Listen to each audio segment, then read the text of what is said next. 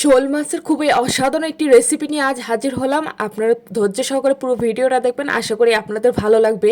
তো একটা বড় সাইজের শোল মাছ নিয়ে আসা হয়েছিল, ভাবলাম শোল মাছটা খুব ভালোভাবে ভুনা করা যাক। এই জন্য মাছগুলোকে আমি পিস পিস করে কেটে নিয়ে এরপর সামান্য পরিমাণে মশলা মাখিয়ে মাছগুলোকে ভেজে নামিয়ে নিচ্ছি। মাছগুলো যখন ভাজা হয়ে যাবে তখন আমি এর মধ্যে দিয়ে দেব পেঁয়াজ কুচি। পেঁয়াজটা যখন ভাজা হয়ে আসবে তখন আমি এর মধ্যে দিয়ে দেবো এক এক করে উপকরণগুলো। এখানে আমি দিয়েছিলাম সামান্য পরিমাণের জিরা বাটা, স্বাদ মতো লবণ, হলুদের গুঁড়া এবং শুকনো মরিচের গুঁড়া।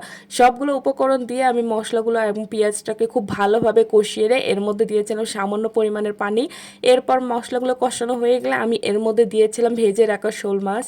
মাছগুলো কষানো হয়ে গেলে আমি এখানে দিয়ে দেব সামান্য পরিমাণের পানি। যেহেতু আমি মাছটা একটু ভুনা ভুনা রাখবো তাই আমি খুব বেশি পানি ব্যবহার করব না। পানি দেওয়া হয়ে গেলে আমি এর মধ্যে দিয়ে দেবো কয়েকটা কাঁচামরিচ। এরপর মাছটাকে আমি ঢাকনা দিয়ে দেবো জাল হওয়ার জন্য। এরপর মাছটা একটু ভুনা ভুনা করে আমি নামিয়ে নেব। আর দেখুন তৈরি হয়ে গেল খুবই মজাদার শোল মাছ ভুনা।